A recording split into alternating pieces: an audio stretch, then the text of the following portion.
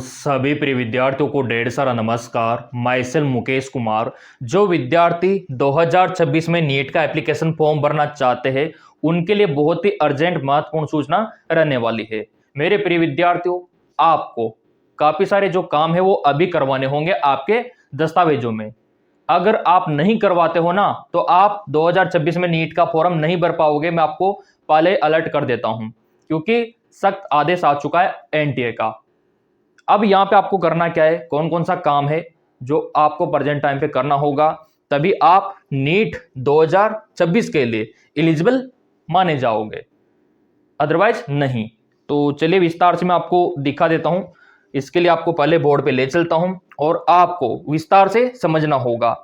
तो जैसा कि आपको पता है आपके एप्लीकेशन फॉर्म आने वाले हैं और हर कोई विद्यार्थी चाहता है कि हम एप्लीकेशन फॉर्म भरें।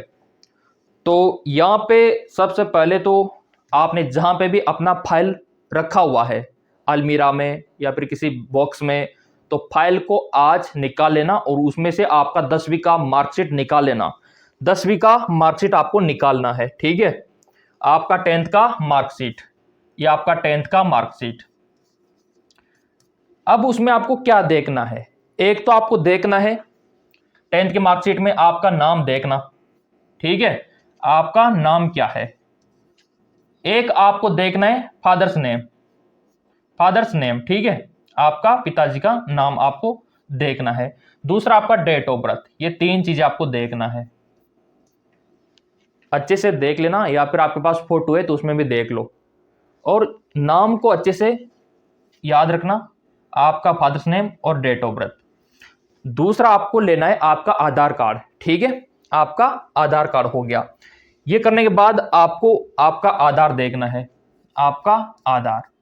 अब उसमें जो नाम है ना वो मैच होना चाहिए आपकी 10वीं मार्कशीट से। आधार कार्ड में जो आपका डेट ऑफ बर्थ है वो मैच होना चाहिए आपके 10वीं की मार्कशीट से। और आधार कार्ड में जो पिताजी का नाम है वो मैच होना चाहिए 10वीं की मार्कशीट से। अगर नहीं है तो सही करवा लो, बोर्ड से जाके सही हो जाएगा। अगर मार्कशीट में करवाना है, जो भी आपका बोर्ड है वो कर देंगे। अगर आधार में सही करवाना है तो आधार सेंटर जाके आप सही करवा सकते हो। और आधार में आपको यह भी देखना है कि आपका आधार मोबाइल नंबर से लिंक है भी या नहीं। मोबाइल नंबर से लिंक होना चाहिए, ओटीपी आना चाहिए, तभी आप फॉर्म भर पाओगे, क्योंकि एंटी ओटीपी मांगेगा आपसे। अगर आपका आधार मोबाइल से लिंक नहीं होगा तो आप फॉर्म नहीं भर पाओगे। मैं आपको पहले चेतावनी दे देता हूं। तो एक तो आपको 10वीं की मार्कशीट में नाम, father's name, date of birth देख लेना और आपका आधार में मैच होना चाहिए और आपका आधार मोबाइल से लिंक होना चाहिए। इतना देखने के बाद अगला काम आपको क्या करना है, अगला वर्क आपको क्या करना होगा वो भी हमको यहाँ पे देखना होगा। तो चलिए इसके लिए अगला आपका कास्ट का सर्टिफिकेट, क्योंकि आप आते हो यहाँ पे किसी भी जाति में, किसी भी श्रेणी में, एससी, एसटी, ओबीसी, तो आपके लिए इंपॉर्टेंट हो जाता है आपका कास्ट का सर्टिफिकेट। अब बहुत सारे ऐसे होंगे जिनका बना नहीं होगा। आपका कास्ट का सर्टिफिकेट, कास्ट का सर्टिफिकेट यानी कि जाति, जाति प्रमाण पत्र। अब ये दो प्रकार से बनता है, एक तो आपके स्टेट का बनता है, दूसरा सेंट्रल का बनता है। अब आप बोलेंगे सर कौन सा बनवाना है। मेरे प्रिय विद्यार्थियों, आपका जो ड्रीम है, आपको कौन से मेडिकल कॉलेज में जाना है, आप ऑल इंडिया के मेडिकल कॉलेज में जाना चाहते हो तो आप सेंट्रल का बनवाना, केंद्र का जाति प्रमाण पत्र आप बनवा लेना। अगर आपको अपने ही राज्य के किसी मेडिकल कॉलेज में जाना है, एमबीबीएस करना है, तो स्टेट का बनवा लेना। और मेरा सुझाव यही रहेगा कि आप सेंट्रल का बनवाते हो ना तो आपके लिए बेटर है, क्योंकि वो आपके स्टेट में भी काम आ जाएगा और बाहर भी काम आ जाएगा, दोनों जगहों पे काम आ जाएगा। तो अगर पहले से ही बना हुआ है आपका जाति प्रमाण पत्र तो उसको रिन्यू करवा लेना आप। अगर नहीं बनवा रखा तो बनवा लेना, साइबर कैफे पे जाके बन जाता है। ई मित्र का या फिर कंप्यूटर का जो दुकान होता है, शॉप होता है, वहां पे जाके आप बनवा सकते हो। अब इतना सा काम करने के बाद ये आपका कास्ट का सर्टिफिकेट किसको बनाना है, जो ईडब्ल्यूएस में आते हैं, जो ओबीसी में आते हैं, जो एससी एसटी में आते हैं, उनको बनाना है, जनरल वालों को नहीं बनवाना। अगर यहां पे आप नहीं बनवाओगे इसको तो क्या फॉर्म नहीं भर पाओगे, फॉर्म तो भर पाओगे, लेकिन आपको जनरल में काउंट किया जाएगा, SC ST में नहीं किया जाएगा, OBC में नहीं किया जाएगा, EWS में आपको नहीं माना जाएगा। फिर आपका कट ऑफ जनरल वालों के हिसाब से जाएगा। तो इस समस्या से बचना है तो जाति प्रमाण पत्र अवश्य बनवा लेना, ताकि आप आरक्षण का फायदा ले सको। हाथ जोड़ के निवेदन है। अब अगला काम क्या करवाना है आपको, आपका आधार का हो गया, 10वीं के मार्कशीट का हो गया, पूरा मैच होना चाहिए आधार से, और आधार आपका मोबाइल से लिंक होना चाहिए, और ये कास्ट का सर्टिफिकेट आपको बनवा लेना है। अब मेरे प्रिय विद्यार्थियों, अगला क्या है? अगला है आपका एज। क्या आप फॉर्म भर भी पाओगे या नहीं भर पाओगे? पहले तो आपको क्लियरफाई करना होगा। और आप कैसे क्लियरफाई करोगे कि आपका उम्र सही है? तो इसके लिए एक वेबसाइट में आपको बता रहा हूं, जिसके थ्रू आप एज कैलकुलेट कर सकते हो। क्योंकि INC का ऑर्डर है, मैं आपको दिखा देता हूं। यहां पे साफ साफ बोल रखा है, INC ने क्लियर बोल रखा है, ये देखिए, ये INC का ऑर्डर कि प्रिय विद्यार्थी का आयु 31 दिसंबर 2026 तक 17 वर्ष हो जाना चाहिए। और ये सर्वोच्च न्यायालय का ऑर्डर है। सर्वोच्च न्यायालय ने बोल रखा है कि कम से कम 17 होना चाहिए, और ऊपर एज लिमिट को हटा रखा है। ऊपर तो कितना भी हो, 50, 60, 70 चलेगा, लेकिन कम से कम 17 साल तो होना चाहिए, तभी आप फॉर्म भर पाओगे नीट 2026 का, और इस डेट तक हो जाना चाहिए। तो अभी प्रेजेंट टाइम पे आपका उम्र कितना है, ये पता करने के लिए आपको आना है एज कैलकुलेटर वेबसाइट पे। इसका लिंक मैं आपको टेलीग्राम पे भी दे दूंगा। ये रहा आपका एज कैलकुलेटर, ये रहा, ठीक है, ये आपका एज कैलकुलेटर, और इस प्रकार का ओपन हो जाएगा। अब इसमें करना क्या है आपको, आपका 10वीं का मार्कशीट, मैंने बोला ना 10वीं का मार्कशीट आपको निकाल लेना है। उसमें आपका डेट ऑफ बर्थ होगा, वही आपको यहां पे डालना है। ये आपका ऊपर date of birth, for example मैं यहां पे डाल लेता हूं 1 दिसंबर 2004, 2005 यहां पे मैं डाल लेता हूं। ये किसी का डेट ऑफ बर्थ है मान लो। अब आपका जो भी है ना, वो ऊपर डालना है आपको। और नीचे क्या डालना है? नीचे आपको डालना है 31 दिसंबर 2026, 31 दिसंबर 2026, ये सभी को सेम डालना है, 31 दिसंबर 2026, ये डाल दिया मैंने। ऊपर आपका डेट ऑफ बर्थ, नीचे 31 दिसंबर 2026। अब आपका एज यहां पे निकल के आ जाएगा। ये जो ऑप्शन दे रखा है कैलकुलेट ग्रीन ग्रीन में ना, इस पे आपको क्लिक करना है। तो जैसे आप इस पे क्लिक करोगे, ये इस प्रकार का इंटरपेज ओपन होके आ जाएगा। यहां पे मैं आपको दिखा देता हूं, ये देखिए, ये आंसर आ गया यहां पे 21 साल का और 30 दिन का। यानी कि ये विद्यार्थी 21 साल 30 दिन का हो चुका है, फॉर्म भर सकता है। आंसर आपका 17 से ऊपर आना चाहिए, 17 से कम नहीं आना चाहिए। अगर आपका आंसर 16 साल 10 महीना आ गया तो भी नहीं भर पाओगे, 16 साल 11 महीने आ गया तो भी नहीं भर पाओगे। आंसर 17 के ऊपर ही आना चाहिए। चाहे आपका 17 साल 0 महीना 0 दिन आ रहा हो तो भी चलेगा, लेकिन 17 ईयर तो आना ही चाहिए। तो इस प्रकार आप देख सकते हो, अगर आपका 17 आंसर आ जाता है तो आप एलिजिबल हो फॉर्म भरने के लिए। तो ये भी आपको पता रखना है। और इसके अलावा क्या और टर्म एंड कंडीशन है, क्योंकि देखो ये सर्वोच्च न्यायालय का आदेश है, तो एनटीए भी इसको नकार नहीं सकता। अगला आपको, आपका जो 10वीं का है ना, 10वीं का देखो इतना नहीं देखा जाता परसेंटेज।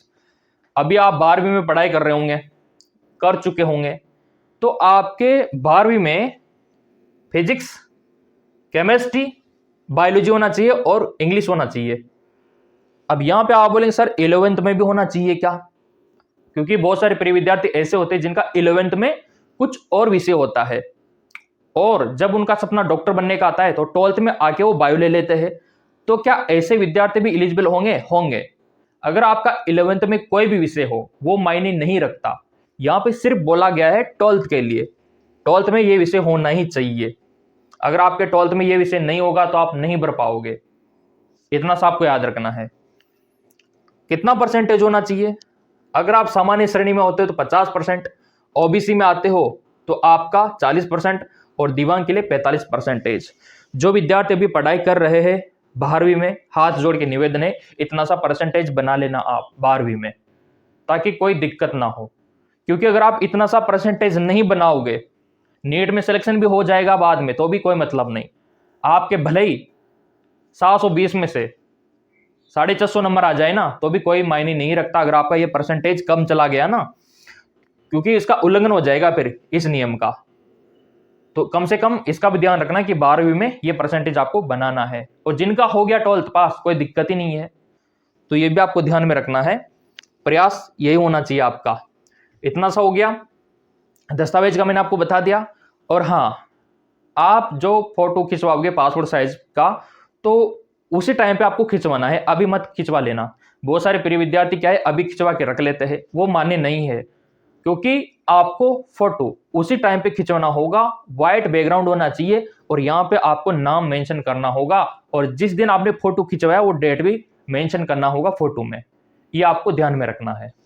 दस्तावेज का हो गया। अब देखो, नीट का फॉर्म भरने के लिए यहाँ पे आपसे क्या मांगा जाएगा? एक तो आधार कार्ड, तो आधार आपका मोबाइल से लिंक होना चाहिए, और एक 10वीं का मार्कशीट आपसे मांगा जाएगा, और आपका जाति और मूल, और गवर्नमेंट आईडी, इतना सा आपसे मांगा जाता है। 12th का मार्कशीट कभी नहीं मांगता, क्योंकि 12th अपेयरिंग में रहता है बहुत सारों का, पढ़ाई कर रहे होते हैं विद्यार्थी, तो इस वजह से नहीं मांगता। लेकिन 12th में बायोलॉजी होना जरूरी है।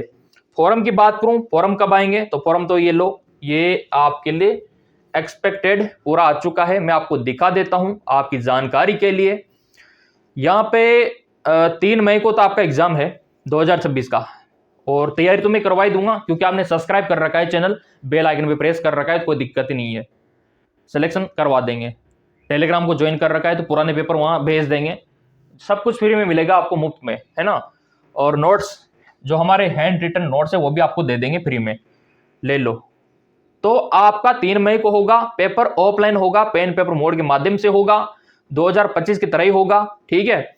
और आपका फॉर्म भरा जाएगा फरवरी 2026 में, और मार्च में बंद हो जाएगा फॉर्म।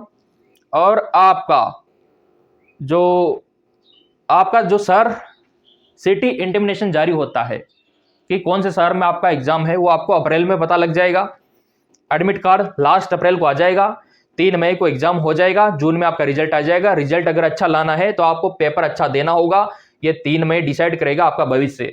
और 3 मई से पहले अभी जो आप कर रहे हो वो डिसाइड करेगा आप कर क्या रहे हो। अभी तैयारी करो, टेलीग्राम ज्वाइन करो, वहां पे पूरा नोट्स मैं आपको दूंगा, अच्छे से पढ़ो, तभी आपका ये 3 मई अच्छा जाएगा।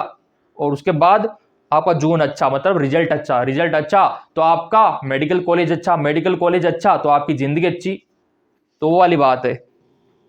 तो यहाँ पे आप देख सकते हो, पूरा मैंने आपको दिखा दिया। और मैं तो इतना ही प्रयास कर सकता हूँ, आपको मेरे नोट्स में दे सकता हूँ फ्री में, और लाइव क्लास से दे सकता हूँ फ्री में। जो प्रयास मेरे से हो पा रहा है वो मैं कर रहा हूँ, पूरा एफर्ट में लगा रहा हूँ।